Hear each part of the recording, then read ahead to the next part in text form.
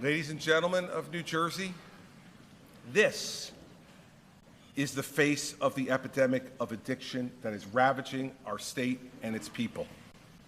In fact, it is ravaging our entire country. Yet very few people want to talk about it. We want to continue to pretend that it's isolated to one class of people or one type of family in our state. We want to continue to take the same approaches we've taken for 30 years or more to jail those who have this disease. We want to close our eyes and hope this scourge passes by our own home. If we just hope and pray hard enough to make it so. Well, hoping and praying alone will not make it better. Arresting, jailing, stigmatizing the victims will not make it better. Our friends are dying. Our neighbors are dying. Our coworkers are dying. Our children are dying every day in numbers we can no longer afford to ignore. I am the leader of this state.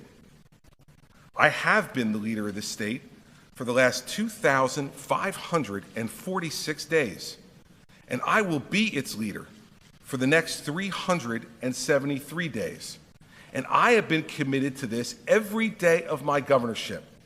And today, I say to each and every one of you, I need you to join me and feel the same sense of urgency to save lives now.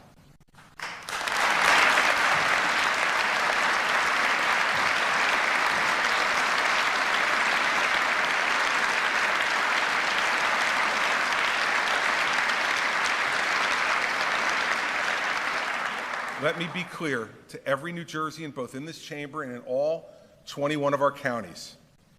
Drug addiction is a disease. A disease.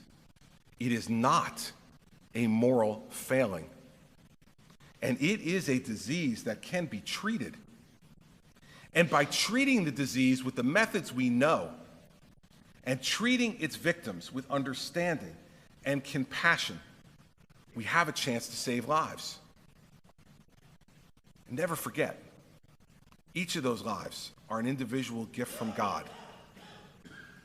There can be no calling more clear, no matter your faith, than the calling to save lives. Now, we have taken some admirable steps over the last number of years, and we have made some progress, but it is clearly not enough. I can tell you that by reading the growing statistics. I can see it by watching the growing cost to our budgets. I can feel it by looking into the eyes of too many loved ones who have lost someone so close and so dear that you can actually see their hearts breaking. Beyond the human cost, which is incalculable, there is a real cost to every part of life in New Jersey. So you come to this chamber because you care about children? Well, this is affecting our education system. Children coming to school high or tortured by a drug culture at home cannot learn. You came to this chamber because you cared about improving the healthcare system. Great. It's affecting the medical community. The cost of this epidemic is putting a burden on our system which we will not be able to bear in the years to come. Say you came here because you're concerned about law and order and safety in the streets. That's great. But this is affecting how we fight crime. Police are in danger every day. Citizens are at risk on the streets and on the roads as drug addiction causes behavior that law enforcement simply cannot handle. You care about economy and the jobs, and that's what brought you here? Well, believe me, it's affecting the financial security of every person it touches. Jobs lost, savings wasted, potential ruined, all by a culture of addiction. None of that adds to our economy, just stalls it. Let's say you came here today because you care most about your own family. Well, let me tell you this. Only through the grace of God has it not touched your family already. You are among the lucky ones, and your luck could run out at any moment. This administration has done more than any in New Jersey history on the issue of addiction, and we're proud of it. We're proud of what we've done, but it's not been enough. We have to do more. Drug overdose deaths in New Jersey escalated by nearly 22% between 2014 and 15. Deaths escalated by 22%, largely due to opioids. There was a 30% increase in heroin deaths over the previous year, and triple the number of deaths caused by the synthetic opioid fentanyl, which is 50 times more potent than heroin.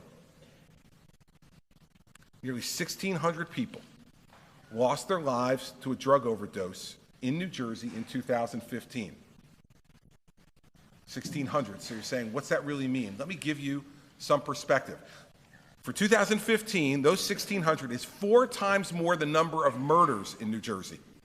4 times more the number of murders, and 3 times more the number of people who were killed in automobile accidents in the state for the same year. Nationally, for the first time in 2015, deaths from heroin overdoses alone, heroin alone, surpassed deaths in the United States by firearm homicides. Just heroin. And the fatalities in New Jersey in 2015 would have been even greater when you factor in the number of people whose lives were saved after receiving the overdose reversal medication Narcan. It was this administration which made Narcan available in every county.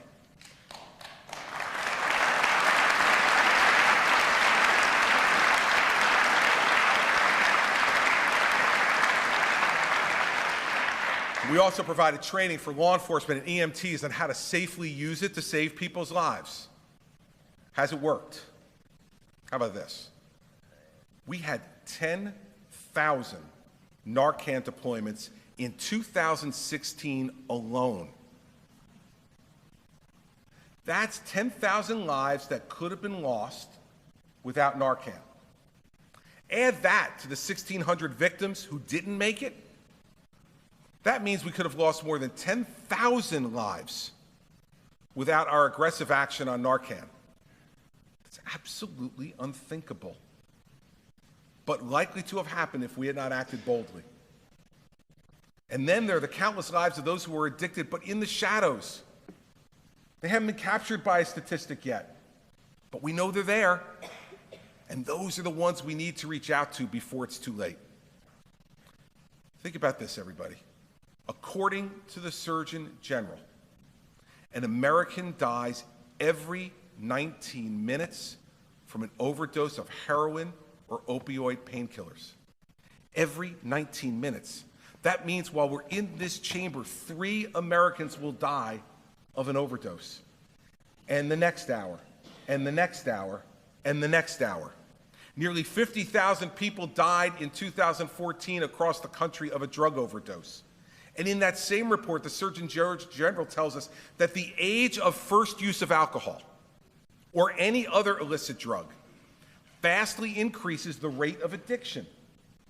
So in other words, this is what I'm saying. The earlier you try any illicit drug, the greater the risk of addiction to other drugs. I want all the advocates of legalizing recreational marijuana to listen to those numbers. If you try any drug by the age of 13, you have a 70% chance, according to the Surgeon General, of developing addiction to another drug within 7 years. Try an illicit drug at the age of 13, 7 out of 10 of them will be addicted to another drug by the time they are 20. I hope, I pray, that this will give pause to those who are blindly pushing ahead to legalize another illicit drug in our state for tax revenue or by falsely saying it will cause no harm. The statistics prove you wrong. Dead wrong.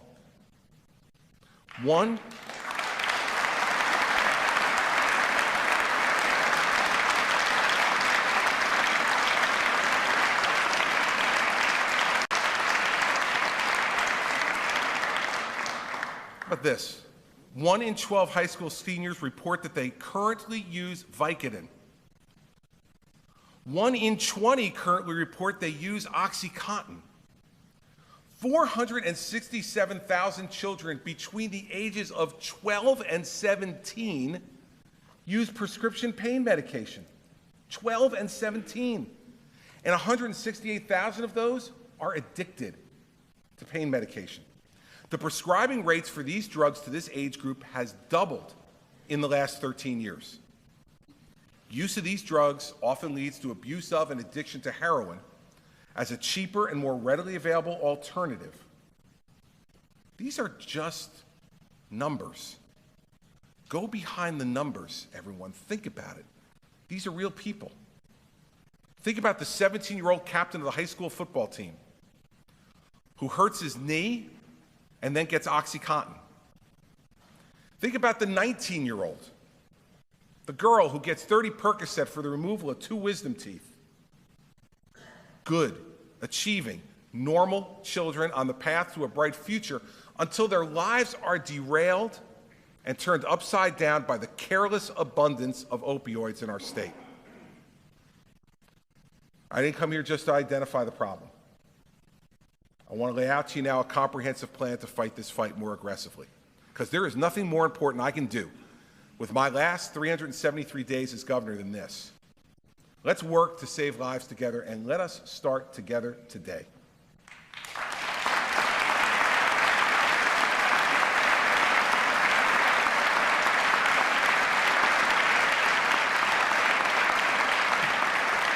So, first, let's deal with the basics. If you don't know where to find help, you can't get help for your family. We need to make treatment easier to locate and more accessible to families and individuals when they're in the middle of a crisis. We need one place every family in New Jersey can go for help. So today, our administration is launching a one-stop website and a hotline to make it easier to access treatment. The website will put addiction information in one place and help eliminate the question families often face when seeking help. Where do I go? Who do I turn to?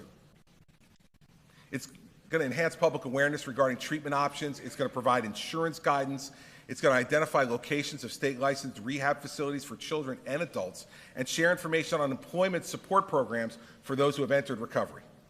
The website will include updates on the programs being offered by state agencies, but it will also list private and nonprofit contact information as an option as well. One website, one phone number to help guide people through what can be a really daunting bureaucracy, especially for those paralyzed by crisis. We cannot reach those in need if the path to help is confusing. And we will launch an aggressive public relations campaign to inform every family in need where they can go for help.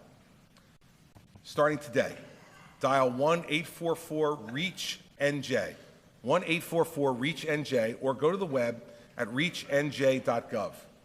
That's the one place families will be able to go to get all of this information. Next, in addition to providing better information access, last year we increased funding for treatment, as I said before, by more than $127 million for behavioral health providers. We will propose that funding again for the next year's budget. So we're making progress on expanding capacity through that investment, but we need to do even more. Found this out recently. Current regulations do not allow us to treat 18 and 19-year-olds as children in our state system. What's this do?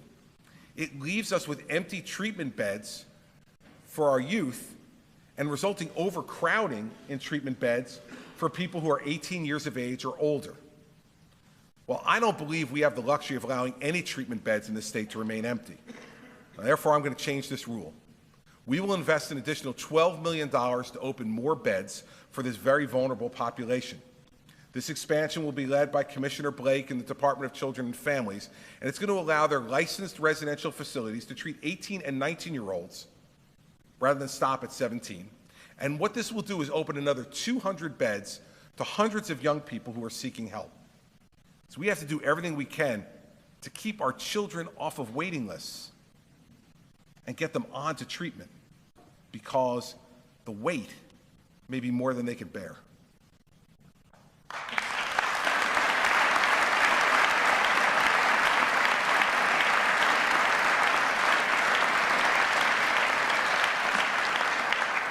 Next, I'm directing Commissioner of Education